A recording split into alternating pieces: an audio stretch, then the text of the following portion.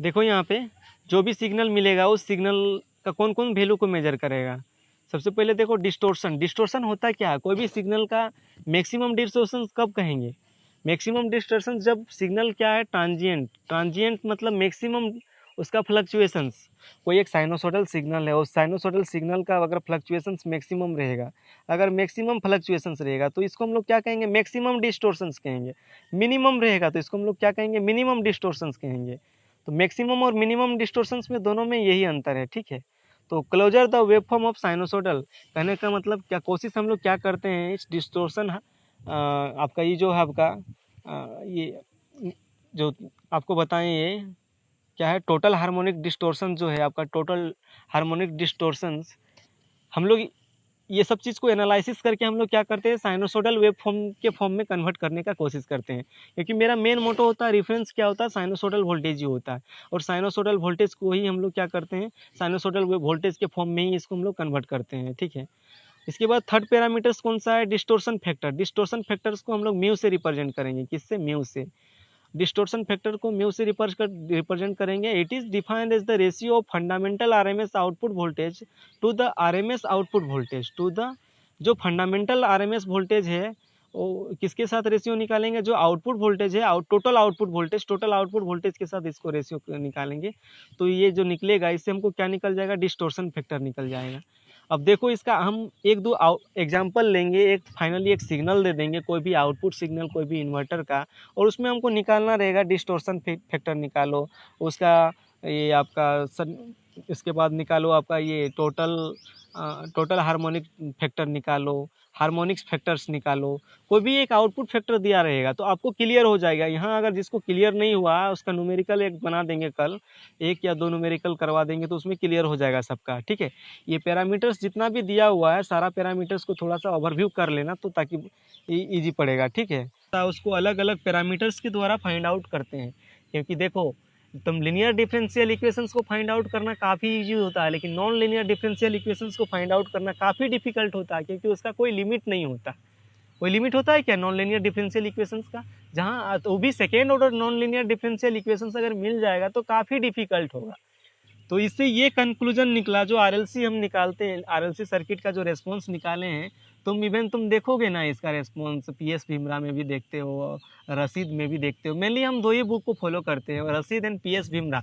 दोनों में भी क्या किया, फाइनली इसका कंक्लूजन निकाल दिया, सेकेंड ऑर्डर डिफरेंशियल इक्वेशंस निकाल ही दिया है, और फाइनली उसका distortion factor, harmonics factor, total harmonics factor and ये तीनों फैक्टर्स जो बताएं, तीनों फैक्टर्स के द्वारा हार्मोनिक्स को फाइंड आउट कर रहा है। अगर तुम निकालना चाहते हो सेपरेट एक पार्टिकुलर डिफरेंशिएट करके, इंटीग्रेट करके, तो काफ़ी डिफिकल्ट होता है, क्योंकि उसमें हार्मोनिक्स अवेलेबल होता है। कोई मान के चलो तुम इसमें इसका एवरेज आउटपुट वोल्टेज निकालना चाहते हो साइनोसोडल वेवफॉर्म का, तो वो क्या हो जाएगा, एवरेज आउटपुट वोल्टेज 0 हो जाएगा, क्योंकि वो क्या मिलेगा, साइनोसोडल मिलेगा, लेकिन वो कंप्लीटली प्योर फॉर्म में नहीं मिलेगा। क्या मिलेगा वो हमको, कंप्लीटली वो प्योर फॉर्म में नहीं मिलेगा, वो साइनोसोडल फॉर्म कंप्लीटली वो प्योर फॉर्म में नहीं मिलेगा, वो मिलेगा स्क्वायर वेव फॉर्म में, लेकिन यहाँ पे हार्मोनिक्स अवेलेबल रहेगा। तो इसका स्क्वायर वेव से निकालना काफ़ी डिफिकल्टीज होता है, इसका output voltage wave form, output current wave form निकालना काफ़ी डिफिकल्ट होता है। इसलिए हम लोग क्या करते हैं, कभी भी आर सर्किट में आप निकाल लेंगे आसानी से, लेकिन आरएलसी सर्किट में आपको निकालना काफ़ी डिफिकल्टीज होगा। क्यों डिफिकल्ट होगा, क्योंकि तीनों का रेस्पॉन्स, ड्यू टू तीनों का रेस्पॉन्स की वजह से इसका जो भी रेजोनेंस सर्किट का बिहेवियर हमेशा चेंज होने लगेगा। किसके, ओवर डैम्प्ड सिग्नल के रेस्पेक्ट में, हार्मोनिक्स के रेस्पेक्ट में क्या करेगा, कभी कभी सडनली उसका, कभी भी कोई भी सिग्नल को एक सिंगल रेस्पॉन्स में जब तक उसका बिहेवियर को नहीं ले आते हैं, उसको हम लोग पैरामीटर्स को इन प्रैक्टिकल केस हम कभी भी कोई भी सिग्नल का रेस्पॉन्स को एक सिंगल रेस्पॉन्स में नहीं ले आते हैं तब तक हम लोग उसको यूज नहीं कर सकते हैं, मतलब उसका एनालिसिस नहीं कर सकते हैं। उसमें जो भी हार्मोनिक्स है यार, उसके अक्रॉस जो भी आउटपुट वोल्टेज है, आउटपुट करंट है, एक्यूरेट हमको मिल ही नहीं पाएगा, क्योंकि नॉन लिनियर डिफरेंशियल इक्वेशंस को जो भी फॉलो करता है डेफिनेटली काफ़ी डिफिकल्ट होता है। तो तुम तो रसीद में भी देखो, पीएस भीमरा में भी देखो, तुमको दोनों में क्लियर कट कर दिया है कि सेकेंड ऑर्डर डिफरेंशियल इक्वेशंस के बाद फाइनली इसका जो भी हार्मोनिक्स होगा, वो हार्मोनिक्स को हम लोग सेपरेट करके फाइंड आउट करेंगे। फंडामेंटल कंपोनेंट फ्रीक्वेंसी एंड उसके साथ जो भी हार्मोनिक्स रहेगा, दोनों को कंपेरिजन करके हम लोग फाइनली फाइंड आउट करेंगे। ठीक है, तो ये था आपका फाइनल कंक्लूजन। तो कंफ्यूज मत करना कि सर आप डिफरेंशियल इक्वेशंस का इक्वेशन बना दिए और छोड़ दिए। अरे प्रॉब्लम आया फाइनल कंक्लूजन। देखो पहले का साइंटिस्ट लोग भी था, जो भी साइंटिस्ट लोग भी जरूरी नहीं कि उन लोग कंटिन्यूअस बनाते ही गया 100% सब चीज़ का फुलफिल हो ही गया है। अभी देखो नॉन लीनियर डिफरेंशियल इक्वेशंस का सॉल्यूशंस करते जाओ, तुम्हारा उसका सॉल्यूशन निकलेगा ही नहीं निकलेगा, कंप्लीट हो ही नहीं पाएगा नॉन लीनियर डिफरेंशियल इक्वेशंस का। उसको इन्फिनिटी ही छोड़ना होगा तुमको फाइनली। उसका डिफिनिट वैल्यू कोई निकल ही नहीं पाया अभी तक। कभी भी सिंपली तुम मैथ में भी नॉन लीनियर डिफरेंशियल इक्वेशंस कभी भी सॉल्यूशंस करते हो तो तुमको उसका फाइनल कंक्लूजन निकलता है क्या? उसका कांस्टेंट वैल्यू कुछ ना कुछ इन्फिनिटी रही जाता है ना। हाँ, कोई ना कुछ रही जाता है, इन्फिनाइट कुछ ना कुछ वैल्यू रही जाता है। तो ये सब प्रॉब्लम है नॉन डिफरेंशियल इक्वेशंस का, वो भी सेकेंड ऑर्डर डिफरेंशियल इक्वेशंस। इसलिए हम लोग क्या करते हैं, उसको फैक्टर्स को अलग अलग फैक्टर्स को ध्यान रखते हैं, तीनों चारों फैक्टर्स को, और तीनों चारों फैक्टर्स को ध्यान देके हम लोग इसका क्वालिटी को हम लोग क्या करते हैं, इम्प्रूव करते हैं।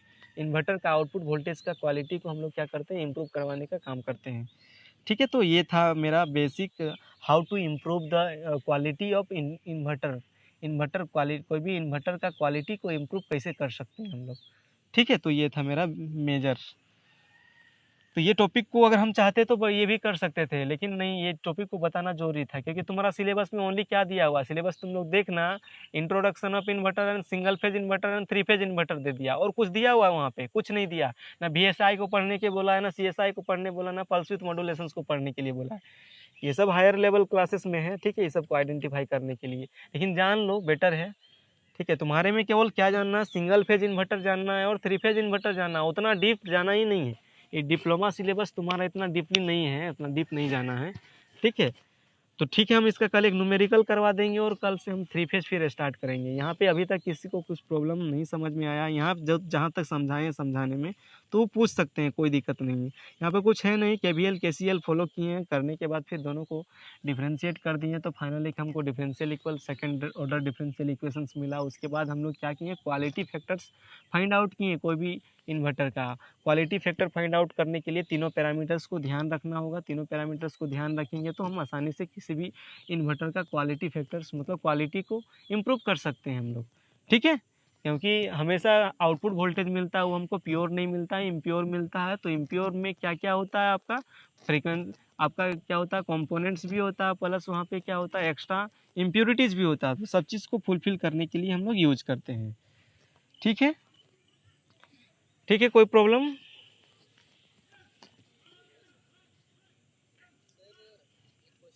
आप लोग अगर एक बार ड्रॉ कर लेंगे ना, और ये दिक्कत आज क्या हुआ होगा हमको पता है, आज का प्रॉब्लम क्या होगा कि आज अगर स्टडी स्टेट एनालिसिस दूसरा दिन एनालिसिस किए हम लोग, और फर्स्ट ये, लेकिन दिक्कत नहीं आना चाहिए, क्योंकि कल KCL KVL करके हम बता दिए थे, A to Z हम बता दिए थे ना।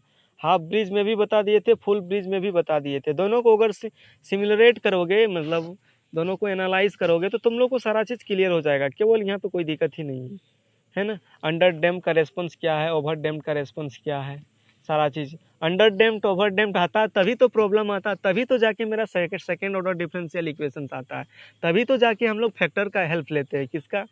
इम्प्रूवमेंट फैक्टर्स जो भी है मेरा, सारा इम्प्रूवमेंट फैक्टर्स का यूटिलाइज करते हैं। सारा इम्प्रूवमेंट फैक्टर्स का यूज़ करके हम लोग सारा पैरामीटर्स जो हार्मोनिक्स होता है, डिस्टोर्शंस होता है, सारा डिस्टोर्शंस, कभी डिस्टोर्शंस का मैग्नीट्यूड को एनालिसिस करते हैं। ठीक है, तो ये उतना डिटेल लेवल में है। ठीक है, कल एक न्यूमेरिकल इसका देखेंगे सारा पैरामीटर्स को निकालते हुए, और आगे हम लोग बढ़ेंगे।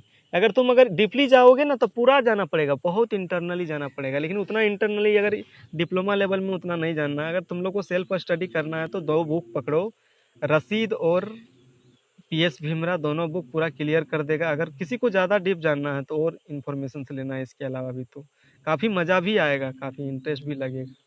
ठीक, क्योंकि 100% कंटेंट को हम यहाँ पे डिलीवर नहीं करते हैं, क्योंकि 100% एक बुक का कंटेंट को डिलीवर कर पाना है थोड़ा पॉसिबल नहीं होता है, लेकिन जितना यूजेबल तुम लोग का चीज़ है उतना ही हम कंटेंट को डिलीवर करते हैं।